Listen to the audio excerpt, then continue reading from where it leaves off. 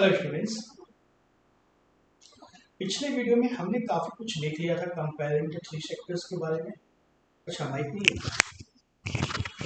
पिछले वीडियो में हमने काफी कुछ देखा था कंपेयरिंग द थ्री सेक्टर्स के बारे में। इस वीडियो में कुछ और चीजें जानते हैं। पिछले वीडियो में हमने बात की थी कि क्या क्या परेशानी आती है कंपैरिजन में। अब एक्चुअल कंपैरिजन कैसे होता है इसको समझ लेते हैं। तो सबसे पहले तो एक बार छोटा सा रिकैप ले लेते हैं जो लास्ट वीडियो में हमने देखा था। हमने बात की थी the final value of goods and services produced is calculated to find the total production of the sector. मतलब फाइनल गुड्स वो गुड्स जो कोई कंज्यूमर यूज करता है और फिर उसके बाद वो खत्म हो जाता है, वैसे गुड्स का काउंटिंग करना है हमें। ऐसे किसी गुड का काउंटिंग नहीं करना है जो दूसरे सेक्टर में जाकर इनपुट का काम करे। जैसे एग्जाम्पल्स हमने देखा था, एग्रीकल्चरल प्रोडक्ट जैसे मैंगो फ्रूटी के फैक्ट्री में जाएगा, वहाँ कंज्यूम हो जाएगा, फ्रूटी का इंडस्ट्री में कंज्यूम हो जाएगा, कंज्यूमर के पास तो नहीं गया, उसको काउंट नहीं करते थे। क्यों? क्योंकि मैंगो फाइनल गुड नहीं था, वो रॉ मटेरियल था। हमने बात की थी कि प्लास्टिक के बॉटल्स जिसमें पैक होता है फ्रूटी, वो भी कोई कंज्यूमर यूज नहीं करता है, वो इंडस्ट्री में यूज हो जाता है, वो भी रॉ मटेरियल था। इस तरह की चीज़ों का कैलकुलेशन नहीं करना है, सिर्फ और सिर्फ फाइनल गुड्स। जैसे फ्रूटी बनने के बाद जो मार्केट में आया, जो उसको कंज्यूमर कंज्यूम करेंगे, पी लेंगे, उसको काउंट करना है। तो फाइनल गुड्स क्या है? The goods that are purchased by the actual consumers. Consumer मतलब कंज्यूम हो गया, उसके बाद वो खत्म हो गया। जैसे ऑटोमोबाइल इंडस्ट्री में, ऑटोमोबाइल कार बनानी है, अगर कार बनाने के लिए उसको टायर लगेगा, तो टायर जो कार बनाने में यूज हो गया, वो टायर तो डायरेक्ट यूज नहीं हुआ ना, कंज्यूमर ने डायरेक्ट तो कार यूज की। टायर क्या हो गया था? Raw material. जो कंपनी से कार में टायर लग के आया वह रॉ मटेरियल है, उसको काउंट नहीं करना है। बात समझ में आ रही है? फिर क्या देखा था? इंटरमीडिएट गुड किसको बोलते हैं?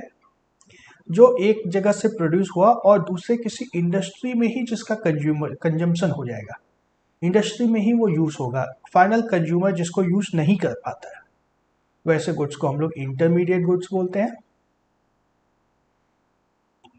तो the value of final goods and services produced in each sector during a particular year provides the total production of that sector during that year। है ना, जिस सेक्टर का कैलकुलेट करेंगे उसी का आएगा ना, और जिस साल का कैलकुलेट करेंगे उसी साल का आएगा। Sum of the production of all the three sectors is called the, क्या नाम था उसका? Gross domestic product.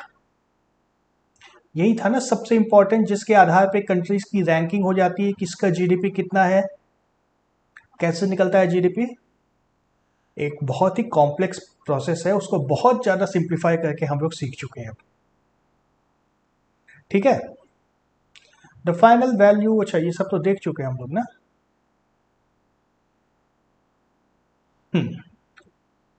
जैसे ये ग्राफ है, ग्रॉस डोमेस्टिक प्रोडक्ट के बारे में ही ग्राफ है, इंडिया का ग्राफ है ये। 1971-72 का ग्राफ यहाँ पर दिया हुआ है और 2011-12 का ग्राफ ये लंबा वाला है। क्या चीज का ग्राफ है ये? जीडीपी का ग्राफ है, जीडीपी का ग्राफ है। 3 सेक्टर्स होते हैं जीडीपी में, प्राइमरी, सेकेंडरी, टर्सरी, और तीनों को अलग अलग कलर्स से दिखाया गया। प्राइमरी ब्लू वाला है, यहाँ ब्लू बहुत छोटा सा है। सेकेंडरी रेड वाला है, और यहाँ रेड वाला तो और भी छोटा है, सिर्फ एक लाइन जैसा दिख रहा है। और टर्सरी ग्रीन है, जो कि यहाँ तो काफी बड़ा है, लेकिन 71-72 में बहुत छोटा सा टर्सरी है। और टोटल जीडीपी की अगर बात करें तो यहाँ देखो, 5 के बाद कितने जीरो है? 1 2 3 4 5 6 7। और 71-72 की बात करें तो 1 पे ही है, बहुत कम है। ठीक है, इस ग्राफ के बेस पे कुछ क्वेश्चंस हैं। क्वेश्चंस इसीलिए है कि हम लोग समझ पाए, हम लोग जो बात कर रहे हैं उसको ठीक से समझ में आए।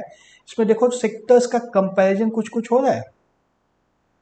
प्राइमरी सेक्टर पहले ऐसा था, अब ऐसा हो गया है। सेकेंडरी सेक्टर पहले कैसा था, अब कैसा हो गया है। टर्सरी सेक्टर पहले किस तरह का था, अब किस तरह का हो गया है। और टोटल की बात करें तो टोटल भी देख सकते हो कितना बढ़ गया है, जीडीपी बहुत बढ़ा है, कंट्री का ग्रोथ बहुत अच्छा हुआ है इतने सालों में।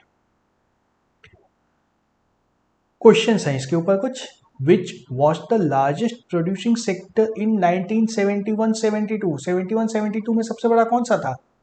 तीनों में देखो कंपेयर करना है, एक्चुअल नंबर्स की बात नहीं है हमारे पास। 71-72 में सिर्फ और सिर्फ कंपेयर कर देना है कौन सा सबसे बड़ा था, तो देख के डिसाइड कर देंगे हम लोग कौन सा बड़ा है। यहाँ पे प्राइमरी सबसे बड़ा है, 71-72 में प्राइमरी सबसे बड़ा था, कोई डाउट नहीं है इसमें। तो सेकेंड क्वेश्चन देखते हैं तब, which is the largest producing sector in 2011-12, 11-12 में सबसे बड़ा कौन सा है। यहाँ पे टर्सरी सबसे बड़ा हो गया ना, ये वाला सबसे बड़ा टर्सरी हो गया है, चेंज हो गया ना। कंपेयर देखो, यही कंपैरिजन की बात कर रहे थे ना हम लोग अब तक, कौन सा सेक्टर में कितना ग्रोथ हो रहा है, कैसे चल रहा है। तो देखो पहले प्राइमरी जो सबसे बड़ा हुआ करता था, उसकी जगह पे अब टर्सरी सबसे बड़ा हो गया है। समझ में आ रही बात, कंपैरिजन में कुछ चेंज हो रहा है। नेक्स्ट क्वेश्चन है, which sector has grown the most over the 40 years. सबसे ज्यादा ग्रोथ किस में हुआ है, सबसे ज्यादा ग्रोथ तो टर्सरी में ही हुआ है ना। पहले कितना सा था, अब कितना हो गया है। ग्रोथ देखो सभी में हुआ है, सभी में ग्रोथ हुआ है। प्राइमरी पहले सिर्फ इतना सा था, अब कहां तक पहुंच गया है, ऑलमोस्ट 2 गुना 3 गुना हो चुका है प्राइमरी। और सेकेंडरी की बात करें, सेकेंडरी तो 10 गुना हो गया है, इतना लंबा हो गया है। पहले कुछ सिंपली लाइन जैसा दिख रहा था, लेकिन अब इतना बड़ा हो गया है कि उससे भी ज्यादा ग्रोथ हो गया है हमारे पास टर्सरी में। सबसे ज्यादा ग्रोथ हमारा टर्सरी में दिख रहा है। Next question, what was the GDP of India in 2011-12। इस नंबर के थोड़ा सा करीब था, तीनों सेक्टर्स का सम है ना, प्राइमरी सेकेंडरी टर्सरी तीनों का सम इसके आसपास आएगा, इससे थोड़ा सा ज्यादा आएगा, लाइन से ऊंचा है ये। तो एग्जैक्ट नंबर्स की जरूरत नहीं है यहाँ पे, एक फिगर हमें मिल गया। तो अब समझ में आ रहा है कैसे कैसे कंपेयर कर रहे हैं हम लोग तीन सेक्टर्स को, और क्यों कर रहे हैं, क्या फायदा हो रहा है इस कंपैरिजन से। सारी चीजें क्लियर हो रही हैं। सबसे ज़्यादा डेवलपमेंट जिसकी हम लोग बात कर रहे थे पूरे इकोनॉमिक्स में, जो हमारा टॉपिक है डेवलपमेंट, सबसे ज़्यादा डेवलपमेंट हुआ है टर्सरी सेक्टर का, हुआ है ना, सबसे ज़्यादा डेवलपमेंट टर्सरी सेक्टर का हुआ है। और प्राइमरी सेक्टर बेचारा पहले सबसे बड़ा था, 71-72 में प्राइमरी सबसे बड़ा था, और अभी सबसे छोटा हो गया है, सबसे छोटा हो गया है। तो सबसे ज़्यादा डेवलपमेंट की जरूरत अब किसको है, सबसे ज़्यादा डेवलपमेंट की जरूरत प्राइमरी सेक्टर को है ना। टीवी में हम लोग देखते ही हैं, किसान सुसाइड करते रहते हैं, आंदोलन कर रहे हैं अभी, क्यों, क्योंकि उनको डेवलपमेंट की जरूरत है, उनको जो चाहिए वो नहीं मिल पा रहा है। इसी के बेसिस पे गवर्नमेंट भी डिसाइड करती है किस सेक्टर को कितना इंपॉर्टेंस देना है, किस तरह का इंपॉर्टेंस देना है। खैर, तो यहाँ इस ग्राफ में हमने दो चीज देखी, पहला हमने कंपेयर कर लिया सेक्टर्स को, और दूसरा हमने ग्राफ को देखना सीखना पढ़ लिया है, GRAPH, ग्राफ को देखना समझ लिया है, समझ में आया है ना। ओके, आगे चलते हैं। तब देखो हमने देखा सबसे ज्यादा ग्रोथ हुआ है टर्सरी सेक्टर का, तो यही अब अगला टॉपिक है हमारे पास, rising importance of tertiary sector in production. India में टोटल प्रोडक्शन जो है उसमें टर्सरी सेक्टर की धांधली बढ़ती जा रही है क्या, बहुत दबदबा है टर्सरी सेक्टर का। टर्सरी सेक्टर मतलब सर्विसेज सेक्टर, उसमें कोई गुड्स प्रोड्यूस नहीं होते हैं, जो ग्राफ में भी हम लोग देख चुके हैं, as seen in the graph, while the production in all the sectors has increased, सभी में डेवलपमेंट हुआ है। देखो डेवलपमेंट सभी में हुआ। चलो गंदगी को मिटा दिया जाए, आंसर्स को देख ही चुके हो। हाँ,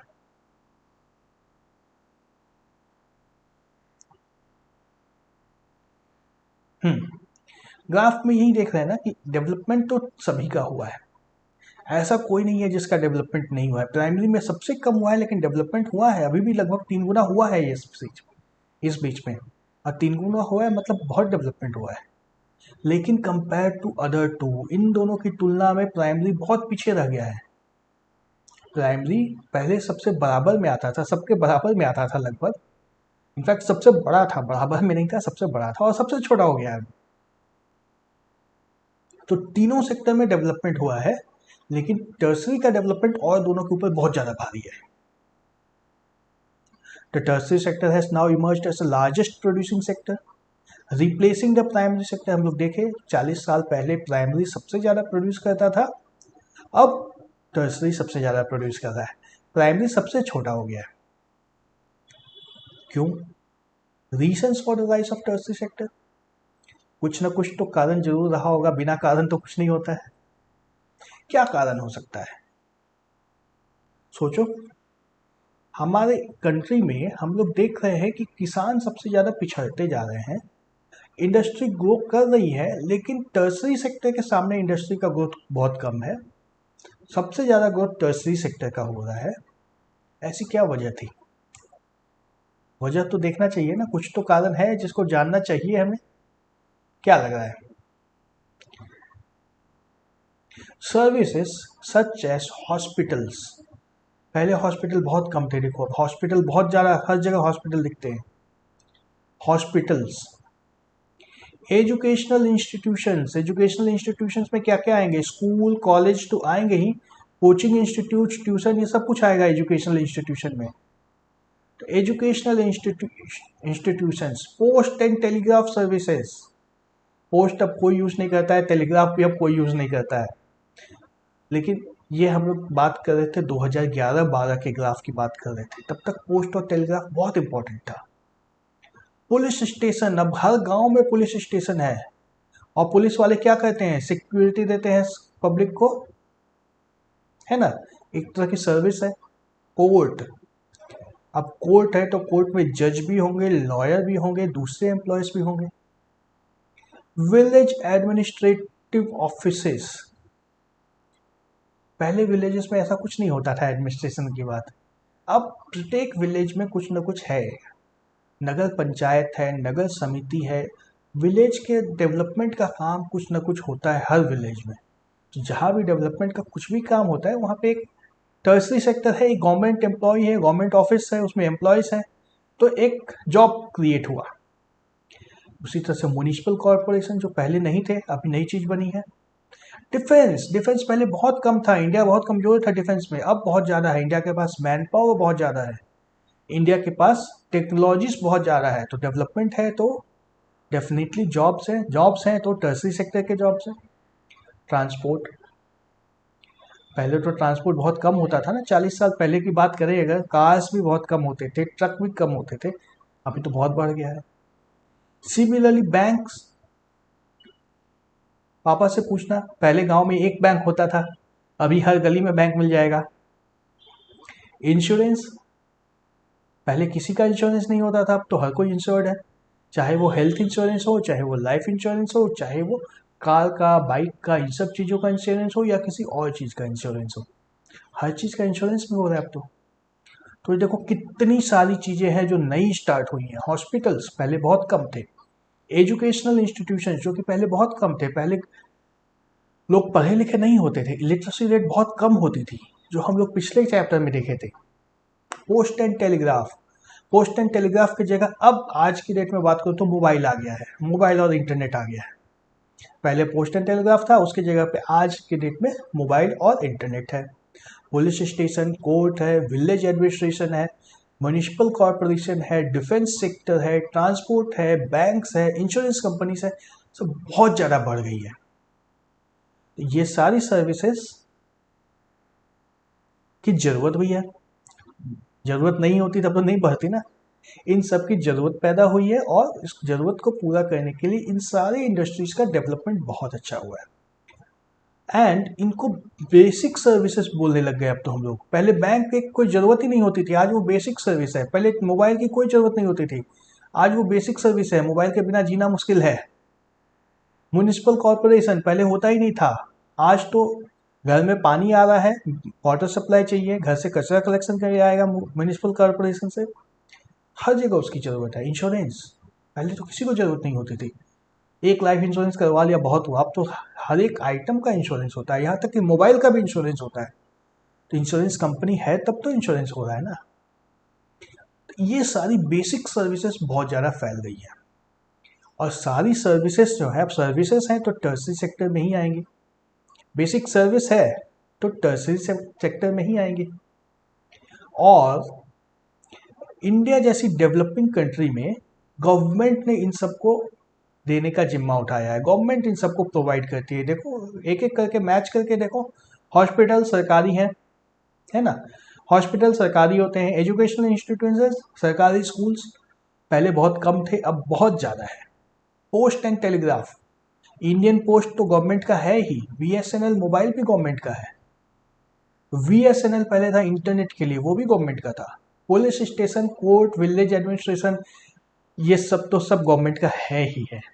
म्युनिसिपल कॉर्पोरेशन भी गवर्नमेंट का है, डिफेंस भी गवर्नमेंट का है, ट्रांसपोर्ट रेलवे एक गवर्नमेंट के अंदर आता है, एयरवेज और रोडवे ट्रांसपोर्ट प्राइवेट में आता है। तो ट्रांसपोर्ट में तीनों का डेवलपमेंट हुआ है, गवर्नमेंट में रेलवे का भी बहुत डेवलपमेंट हुआ है, और प्राइवेट में बस ट्रांसपोर्ट या रोड ट्रांसपोर्ट, साथ ही साथ एयर ट्रांसपोर्ट, दोनों का डेवलपमेंट हुआ है। बैंक, ज़्यादातर बैंक पीएसयूस हैं, पब्लिक सेक्टर बैंक्स हैं, नेशनलाइज्ड बैंक्स हैं। ज़्यादातर बैंक्स गवर्नमेंट के अंदर आती हैं, लेकिन कुछ बैंक्स प्राइवेट सेक्टर में भी आती हैं। इंश्योरेंस कंपनीज भी सेम, एलआईसी गवर्नमेंट की है, भारतीय एक्सा लाइफ, और कौन कौन से, टाटा मैक्स लाइफ, इस तरह से बहुत सारी प्राइवेट इंश्योरेंस कंपनीज भी है। तो इंश्योरेंस कंपनीज दोनों में, गवर्नमेंट में भी है, प्राइवेट में भी है। लेकिन गवर्नमेंट ने इन सबको इतना प्रमोट किया है कि हर एक इंसान के पास ये सब कुछ पहुंच चुका है, तो जरूरत भी है अकॉर्डिंगली, इसलिए ग्रोथ बहुत अच्छा हुआ है। नेक्स्ट रीजन क्या है?